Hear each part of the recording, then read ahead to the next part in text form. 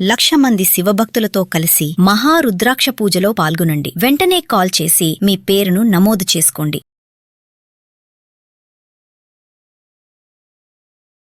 ప్రస్తుతం మనతో ఉన్నారండి ప్రముఖ ఆధ్యాత్మికవేత్త మంత్రశాస్త్ర పండితులు కొండవీటి దత్తాత్రేయ శర్మ గురుగారు ఉన్నారు. నమస్కారం గురుగారు. మామూలుగా చాలా మందికి కుక్కలన్నా పిల్లులన్నా చాలా ఇష్టం ఉంటుంది. మరి ఎక్కువ మంది ఇళ్లలో చూసుకుంటే కుక్కలు, తర్వాత పిల్లులు. కుక్కలు ఎంత రేటు ఉన్నాయో పిల్లులు కూడా 50,000, 70,000, 1,00,000 అంటే ఇంత రేట్ పెడుతున్నారు. నిజంగా ఇంట్లో కుక్కల్ని పెంచుకోవాలా, పిల్లుల్ని పెంచుకోవాలా? మీరు గత వీడియోలో అన్నట్టు ఏదన్నా తద్దినం అప్పుడు పిండదానం గురించి మీరు మాట్లాడారు. అంటే మామూలుగా ఒక కుక్కని మనం ఇంట్లో పెంచుకుంటే ఆ యజమాని చనిపోతే కుక్కకున్నంత బాధ ఎవరికి ఉండదు. అది ఏడుస్తూనే ఉంటుందన్నమాట. మామూలుగా అంటూ ఉంటారు, నీ బతుకు కుక్క బతుకు అంటే గతంలో అది నీచమైన బతుకులాగా కంపేర్ చేసేవారు. ఇప్పుడు రాజా బతుకు అయిపోయింది. మరి కుక్కకు అంత ఇంపార్టెన్స్ ప్రతి ఒక్కరు ఇచ్చినప్పుడు ఈ పిండదానం దగ్గర ఎందుకు ఏమవుతుంది అంటే అమ్మా, శాస్త్రం వేరు, అభిమానం వేరు. మనం ఇప్పుడున్నటువంటి పరిస్థితుల ప్రకారంగా కూడా మామూలుగా చెప్పాలి అంటే నోరు లేని జీవనే కాదు, ఈ సృష్టిలో ఉన్న 84 లక్షల జీవరాశులు యందు భగవంతుడు ఉన్నాడు. కుక్కలో ఉన్నాడు, పిల్లిలో ఉన్నాడు, పందిలో ఉన్నాడు, అన్నిట్లోనూ ఉన్నాడని మనకు సనాతనమైనటువంటి ధర్మం మన శాస్త్రాలు చెప్పు. అందుకనే పంది వరాహ స్వామిగా పూజిస్తాం, కుక్కని కాలభైరవుడిగా పూజిస్తాం, అలాగే గోవుని లక్ష్మీదేవిగా పూజిస్తాం, తాబేలుని కూర్మస్వామిగా పూజిస్తాం. భగవంతుడే చెప్పాడు, నేను అన్ని జీవుల యందు ఉన్నాను అన్న విషయాన్ని తెలియజేయటం కోసమే ఆయా జంతువుల యొక్క స్వరూపంలో ఆయన భూమి మీద పుట్టింది. ఆయన ఆ యొక్క అవతారాలను ధరింపజేసింది ఎందుకు? నేను అన్ని జీవుల యందు ఉన్నా, మీరు ఎవరిని కించపరచద్దు. నీకు ఉన్నవాడా లేనివాడా, ఆ జంతువా ఈ జంతువా అనేది కాదు, అన్ని జీవుల యందు నేను ఉన్నాను కాబట్టి ఆ అన్ని జీవుల్లోనూ సాటివారిలో నన్ను చూసుకో, కించపరచకు అని చెప్పాడు.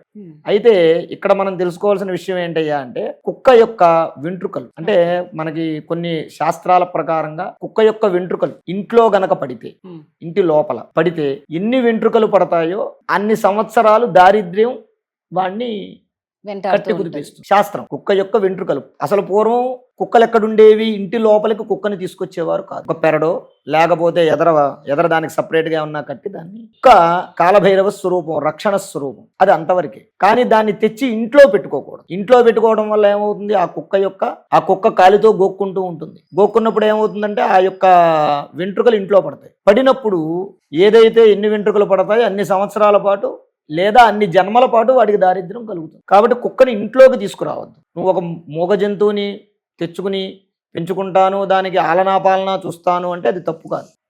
కానీ ఇంటి లోపలికి తీసుకురాకూడదు, ఫస్ట్ పాయింట్. రెండోది ఏంటి అంటే, మీకు ఇందాక చెప్పా, కుక్క ఉన్నటువంటి చోట పితృదేవతలు రారు. శాస్త్రం ఎందుకు రారు అంటే, కుక్క అంటే వాటికి స్నానపానాలు ఉండవు. మనం దానికి ఎప్పుడు స్నానం చేస్తాం? రోజు స్నానం చేయించాం. వారానికో నెలకో 15 రోజులకో చేయిస్తారు. పితృదేవతలు ఉంటారు. ఇప్పుడు ప్రత్యేకంగా ఏం చెప్పారు? నీ ఇంట్లో కుక్కుంటే దేవతలు రారని చెప్పలే, దేవతలు రారు నీ ఇంటికని చెప్పలేదు, పితృదేవతలు రారని చెప్పారు. అంటే పితృదేవతలకి కుక్కకి యాంటీ అన్నమాట. పిల్లులు గాని కుక్కలు గాని ఉన్నటువంటి ఇంట్లోకి దేవతలు రారు. అంటే పిల్లులు ఉన్న ఇంటికి కూడా పితృదేవతలు కూడా రారు. ఎందుకు అని అంటే గనక, ఇప్పుడు పిండాలు పెడతారు ఇంట్లో. ఎవరైనా చనిపోయినప్పుడు సంవత్సరేకమో లేకపోతే తద్దినాలు ఏవో అవుతాయి, పిండ ప్రదానం చేస్తారు. చేసినప్పుడు ఏమవుతుందయ్యా అంటే, కుక్కలు గాని పిల్లులు గాని ఇంట్లో తిరిగేటటువంటివి అనుకోండి, అందరూ వాటిని ముట్టుకుంటూ ఉంటారు. అది వచ్చి ఏదైనా అక్కడ పూజ చేసేటటువంటి వస్తువుల్ని, ఏ ఒక్క వస్తువుని ముట్టుకున్నా సరే ఆ కార్యక్రమం నాశనం అయిపోతుంది, పనికిరాదు. ఆ కార్యక్రమానికి విఘాతం కలుగుతుంది. అలా కుక్క గాని పిల్లి గాని వచ్చి గనక ఆ పిండాలను, ఆ చేసే నువ్వులను, అక్కడున్న పదార్థాలను ముట్టుకుంటే బ్రహ్మహత్యాది మహాపాతకాలు చేసేవాడికి చుట్టుకుంటాయి. కుక్క పిల్లనే కాదు, ఏ జంతువైనా సరే రాకూడదు, ఆ సమయంలో వచ్చి ముట్టుకోకూడదు. మామూలుగా మనమే ఇప్పుడు ఎవరైనా ఇంట్లో ఒక యజమాని పిండాలు పెడుతున్నాడు అనుకోండి, ఇంట్లో పిల్లల్నే దగ్గరకు వచ్చి ముట్టుకోనివ్వరు. ఆ సామాన్ని ఎందుకు? మడి కాదు, మడిగా చెయ్యాలి. దైవకార్యం కన్నా పితృకార్యం మిన్న. నువ్వు రోజు దేవుడికి దండం పెట్టుకోకపోతే అది నీ కర్మ. నువ్వు చేసినా చేయకపోయినా అది నీ కర్మ, నీ జీవితం, నీ ఇష్టం. కానీ తల్లిదండ్రులకి చేసేటటువంటి కర్మలో ఏ విధమైనటువంటి అవాంతరము కలగడానికి వీల్లేదు. అది పితృదోషంగా పట్టుకుంటుంది. పితృదోషంగా పట్టుకుని వాడి యొక్క అభివృద్ధికి ఆటంకం కలుగుతుంది, వాడి వంశాన్ని నాశనం చేస్తుంది, సంతానం లేకుండా చేస్తుంది, వాడిని నానా రకాలుగా నాశనం చేస్తుంది.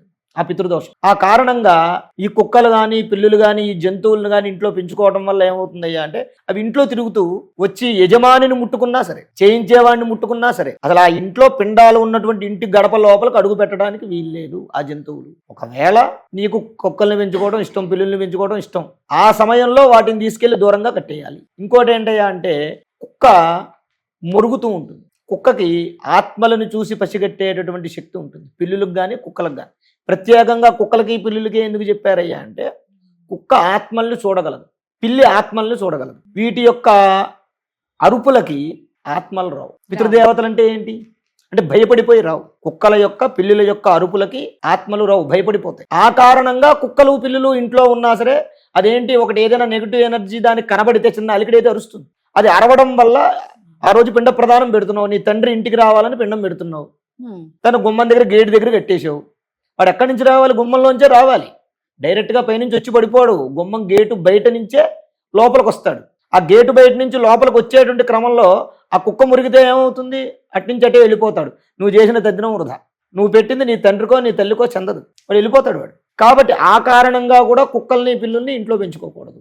ఎందుకంటే నిత్యం కూడా పితృయజ్ఞం అని చేస్తారు. అంటే మన బ్రాహ్మణులలో రోజు పితృతర్పణాలు చేస్తారు. మామూలుగా అందరి ఇళ్లలో సంవత్సరానికి ఒకసారి చేస్తూ ఉంటారు కదా. సంవత్సరానికి ఒకసారి తద్దినం లాంటివి అందరూ పెడతారు, బ్రాహ్మణులు కూడా పెడతారు. కానీ పితృతర్పణాలు అని ఉంటాయి. దేవతర్పణాలు, పితృతర్పణాలు, ఋషి తర్పణాలు అని ఉంటాయి. అంటే దేవతలకి, ఋషులకి, గురువులకి, అంటే పోయినటువంటి వారికి తర్పణాలు వదులుతారు రోజు పొద్దున్నే.